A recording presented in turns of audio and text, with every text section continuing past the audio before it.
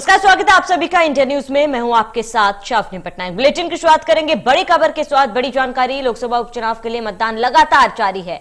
रामपुर और आजमगढ़ में मतदान लगातार जारी है। इस वक्त की बड़ी खबर आपको बता दें, सुबह 9 बजे तक 9.21% मतदान हुआ और रामपुर में घनश्याम लोधी और असीम राजा में सीधी टक्कर है। कड़ी सुरक्षा के बीच मतदान कराया जा रहा है। बड़ी जानकारी, अहम खबर आपको बता दें, इस वक्त की बड़ी जानकारी, अहम खबर से आपको रूबरू करा दे। बड़ी खबर, अहम जानकारी, बड़ी खबर से आपको रूबरू करा दे, जहां पर आज मतदान हो रहा है और ऐसे में रामपुर में घनश्याम लोधी और आसिम रजा के बीच सीधी टक्कर है।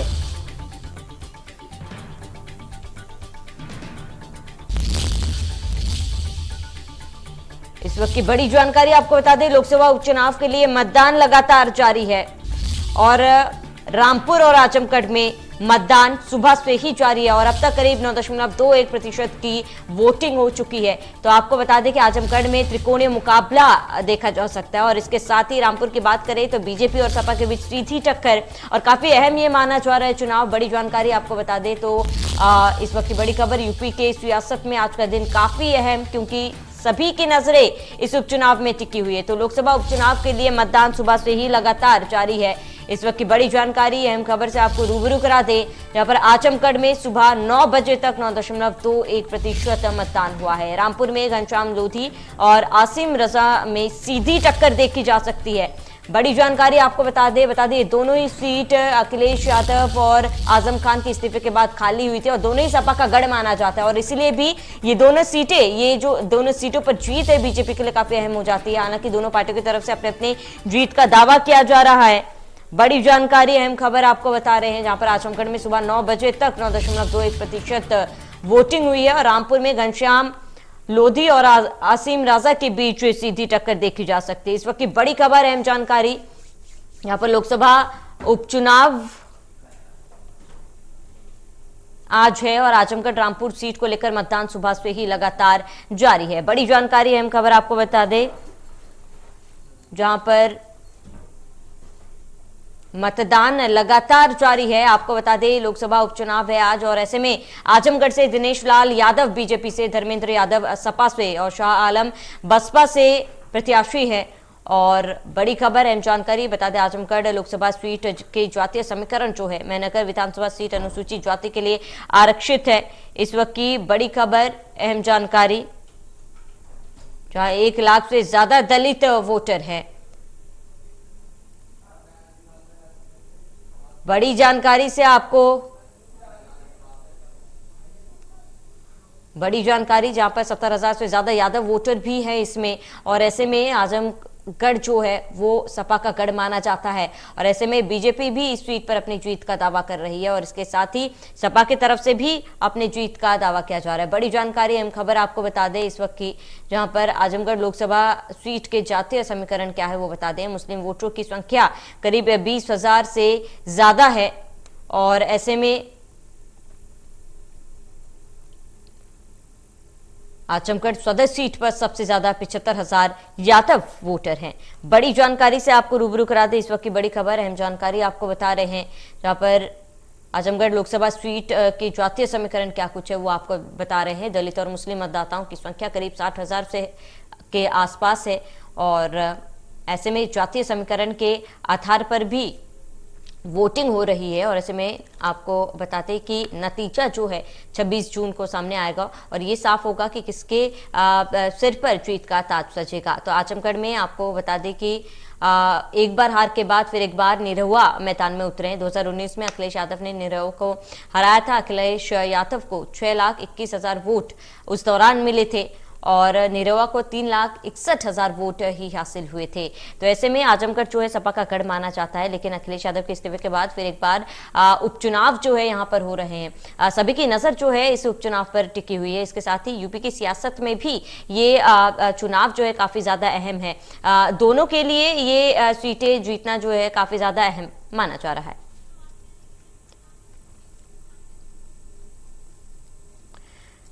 वहीं इस पूरे मामले पर चर्चा के लिए हमारे गेस्ट हमारे साथ जुड़ चुके हैं। जनार्दन मिश्रा वरिष्ठ पत्रकार हमारे साथ जुड़े हैं, डॉक्टर सुनील कौशिक वरिष्ठ पत्रकार हमारे साथ जुड़ चुके हैं, रजा रिजवी वरिष्ठ पत्रकार हमारे साथ जुड़ चुके हैं। आप सभी का हमारे शो पर बहुत बहुत स्वागत है। सबसे पहले जनार्दन मिश्रा, आपका मैं स्वागत करूंगी और आपका रुख करूंगी क्योंकि आज सुबह से ही वोटिंग जारी है। दोनों पार्टियों के लिए ही ये उपचुनाव जो है काफी ज्यादा अहम है। कैसे देखा जाए इस उपचुनाव को? देखिए, निश्चित रूप से समाजवादी पार्टी अपने दोनों ही ये सीटों पर अपना हक जताती रही है। परंपरागत सीट है उनकी, तो ज्यादा दबाव में समाजवादी पार्टी ही है क्योंकि उनको वहां पर अपने गढ़ को बचाना है। लेकिन जिस तरह से भाजपा ने अपने आप को यहाँ पर एक बढ़ेतर स्थिति में प्रस्तुत किया है, तो निश्चित रूप से एक बड़ा चैलेंज होगा समाजवादी पार्टी के लिए भी।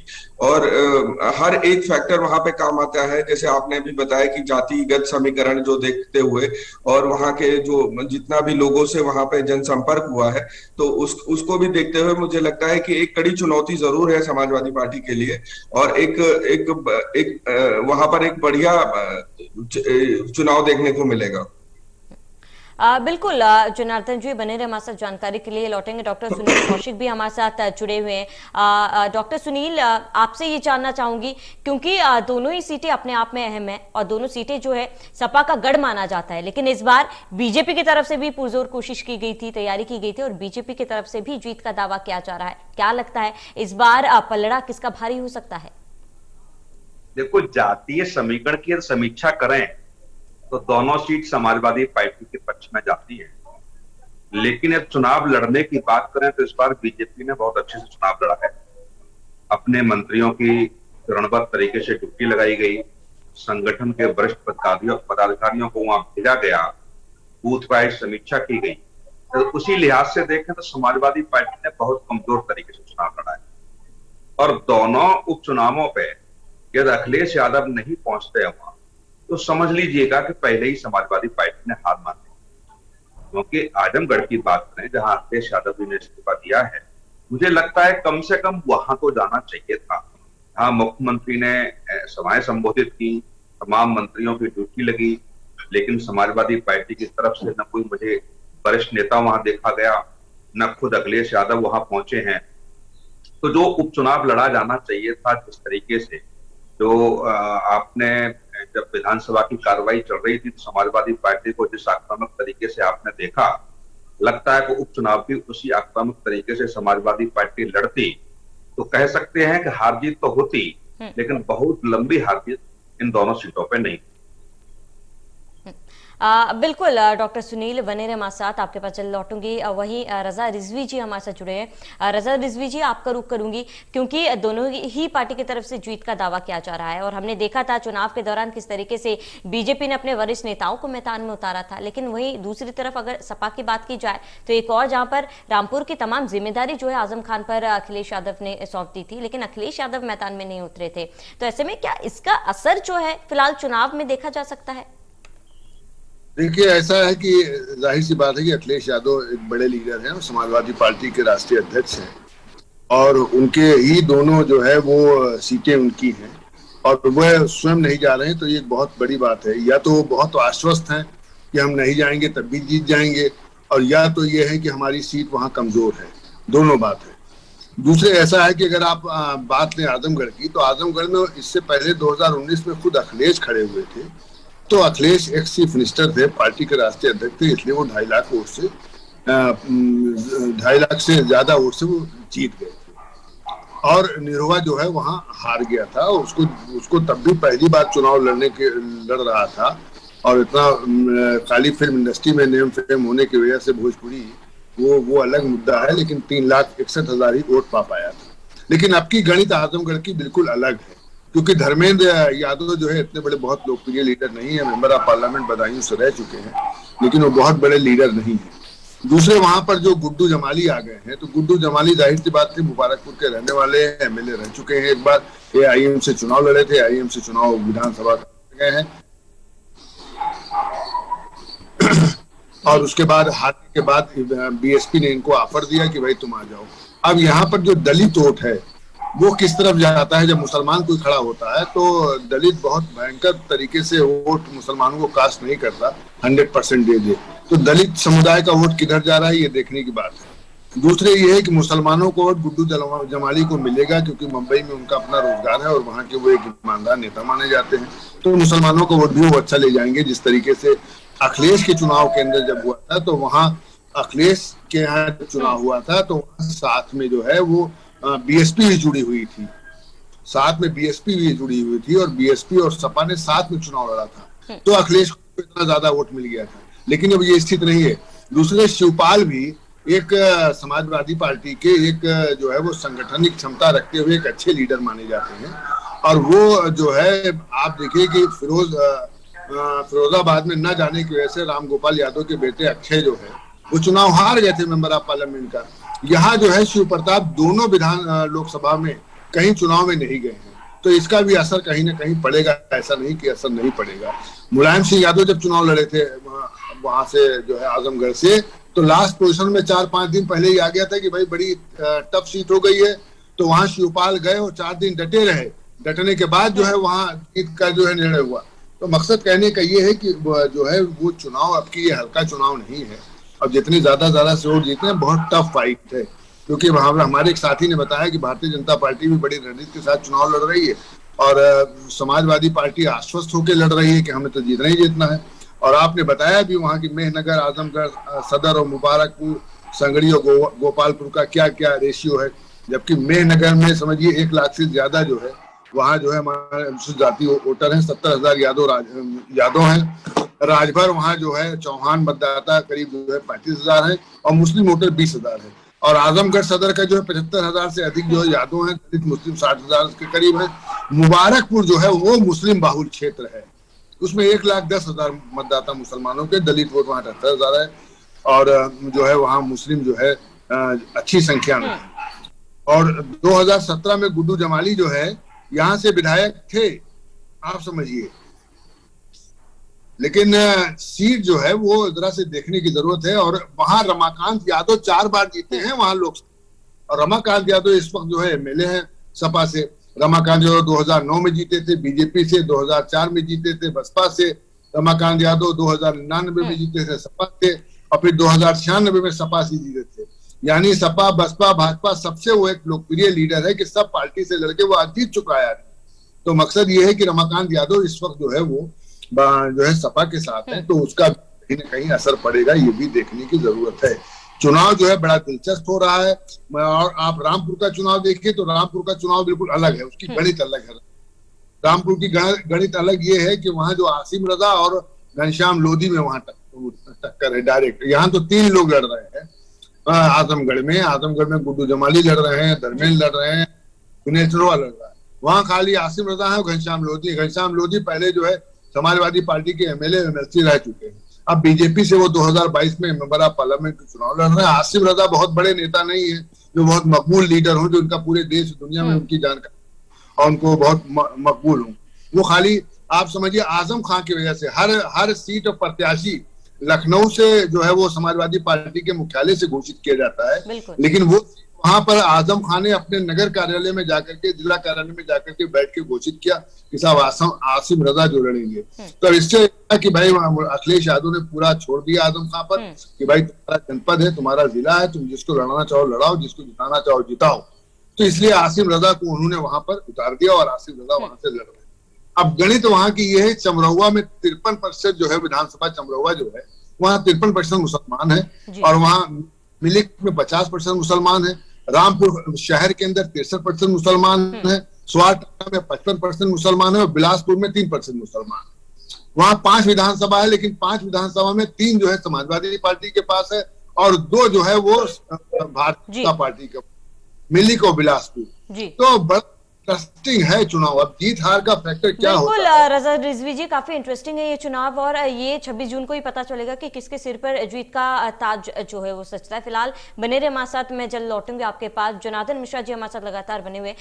जनार्दन जी, रजा रिजवी जी को हमने सुना, उन्होंने जो जातीय समीकरण है आजमगढ़ में, इसके साथ साथ ही रामपुर में, इसको लेकर उन्होंने जानकारी दी। तो साफ तौर पर ये तो देखा जा रहा है कि कांटे की टक्कर है दोनों ही सीटों पर। अगर आजमगढ़ की बात की जाए तो सपा बीजेपी के बीच जो है वो टक्कर देखी जा रही है, त्रिकोणीय मुकाबला है।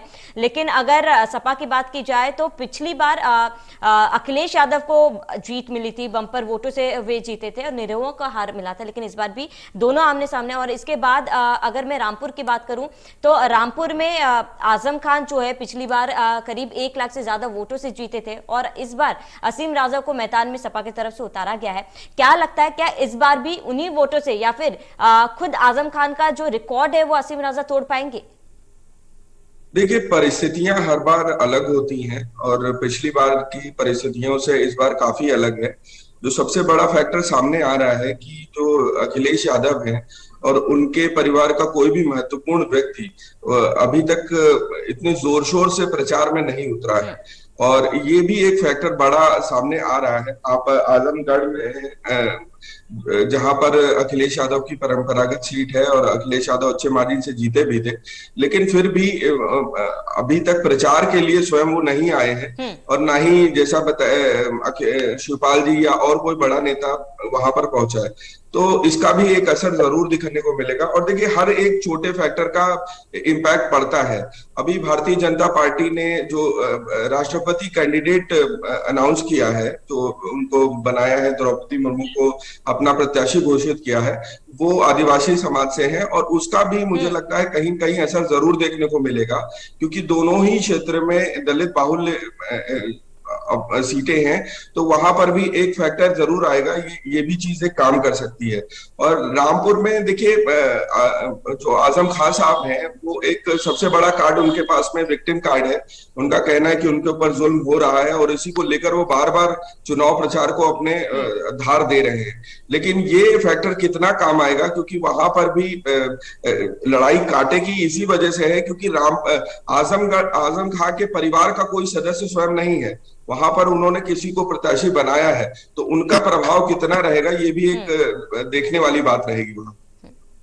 बिल्कुल जनार्दन जी, क्योंकि जिस तरीके से आपने बताया कि चुनाव प्रचार में अखिलेश यादव जो है वो फिलहाल मैदान में नहीं उतरे थे, ऐसे में क्या कुछ वजह है ये आने वाले समय में ही पता चलेगा, क्योंकि अखिलेश यादव का गढ़ जो है वो आजमगढ़ माना जाता है, और ऐसे में वे मैदान में चुनाव प्रचार के लिए नहीं उतरे हैं, तो ये अपने आप में बड़ी बात है। फिलहाल बने रहे हमारे साथ। डॉक्टर सुनील, आपका रुख करूंगी, क्योंकि बीते दिनों हमने देखा सरकार की तरफ से अग्निपथ योजना जो है वो लागू की के लिए विरोध किया गया था विपक्ष की तरफ से, साथ ही देश के जनता और युवा जो है उन्होंने विरोध किया था। क्या लगता है कि इस चुनाव में इसका असर जो है कहीं ना कहीं देखा जाएगा? नहीं, चुनाव में निश्चित तौर से असर देखा जाएगा, इसका ऐसा नहीं है। लेकिन मुझे लगता है कि आज चुनाव है, तो अब तक भाजपा ने लगभग जो बातें जहां युवा कंफ्यूज था उनको स्पष्ट कर दिया गया है, और मुझे लगता है कि युवा थोड़ा संतुष्ट भी है। लेकिन जहां चुनाव की बात, एक दिलचस्प बात हम लोगों से छुपी जा रही है इस पर चर्चा में, वो थोड़ा सा बताना पहले आवश्यक है कि जो रामपुर से जिनको सीट दी गई है, वो आजम खां के बड़े खासम खास हैं। और देखा भाई को वहां बच्चों के यहाँ पूछ के मोहसिन से बता। जी सुनील जी, आप अपनी बात रखें। बिल्कुल, हाँ। तो जो सीट वहां दी गई है, चुनाव से पहले आपने देखा होगा कि आजम की तरफ से कितनी शक्ति दिखाई गई थी, और किस तरीके से शिवपाल यादव मिलने गए, कांग्रेस के लोग उनसे मिलने गए थे। लेकिन कहीं कहीं दिखाया जा रहा था कि हमारे किसी खास व्यक्ति को या हमारे परिवार से टिकट नहीं दी गई तो समाजवादी पार्टी से नाता तोड़ सकते हैं। उसी की स्थिति से कासिम रजा साहब को टिकट दी गई है, वो आलम खां के खास है। तो कहीं न कहीं अखिलेश यादव का रामपुर सीट पर चुनाव प्रचार में न जाना, ये थोड़ा सा संकेत देता है कि अखिलेश यादव नहीं चाहते कि आसिफ रजा चुनाव से जीते। और आजमगढ़ इसलिए नहीं गए कि ये संदेश चला जाएगा कि आजमगढ़ चुनाव प्रचार में गए तो रामपुर को क्यों नहीं आए। क्योंकि जो ये अखिलेश यादव के नेचर में नहीं है कि उनको कोई चैलेंज करे। जहां तक मैं अखिलेश यादव को व्यक्तिगत तौर से जानता हूं, और चुनाव से पहले मुझे लगता है कहीं ना कहीं चैलेंज ही उनको किया जा रहा था कि विधानसभा सत्र के दौरान अखिलेश यादव से न मिलना, और जिस तरीके से उन्होंने अपने प्रतिनिधि को जेल में भेजा था, आजम खान ने उनसे मिलने से मना कर दिया। दिल्ली में जाकर के अस्पताल में जो मुलाकात हुई वो एक मुझे लगता है कि दूरियां मिटाने के लिए एक किसी तीसरे मध्यस्थ की भूमिका उसमें रही थी। उसमें नाम आया कपिल सिब्बल साहब का, कपिल सिब्बल साहब ने उसमें मध्यस्थता की। तो ये भी आप समझिए, मैं बिल्कुल स्पष्ट तौर से कह दूं कि दोनों सीटों की बात है। एक तो आजम खां वाली सीट पे अखिलेश यादव नहीं चाहते, इस वजह से चुनाव प्रचार में नहीं गए, और दूसरा आजमगढ़ में इसलिए नहीं गए कि ये संदेश चला जाएगा कि आजमगढ़ गए और रामपुर आप नहीं गए। तो लगभग दोनों सीटों पे इस तरीके का पेच घुस गया है कि अखिलेश यादव मजबूर हो गए। दूसरी बात आप देखेंगे कि अखिलेश यादव नहीं भी जाते तो एक रणनीति होती है चुनाव जीतने के लिए कि कौन किस विधानसभा सीट पर जाएगा, कौन बूथ पर प्रभारी रहेगा। नेताओं की समाजवादी पार्टी के पास कमी नहीं है, लेकिन एक भी इस तरीके की ड्यूटी वहां नहीं लगाई गई जिससे लगे अखिलेश यादव उसमें इंटरेस्ट ले रहे हैं या समाजवादी पार्टी बहुत इंटरेस्ट ले रही है। जरूर आजम खान जरूर देख रहे हैं, मेहनत करते हुए हर सभा में जा रहे हैं। मीडिया से आप देखेंगे तो मीडिया से सामना भी आजम खान कर रहे हैं, लेकिन कोई बड़ा नेता न जाने का मतलब सीधा सीधा है कि समाजवादी पार्टी के राष्ट्रीय अध्यक्ष अखिलेश यादव नहीं चाहते कि आजम खास कोई व्यक्ति या रामपुर से समाजवादी पार्टी जीते।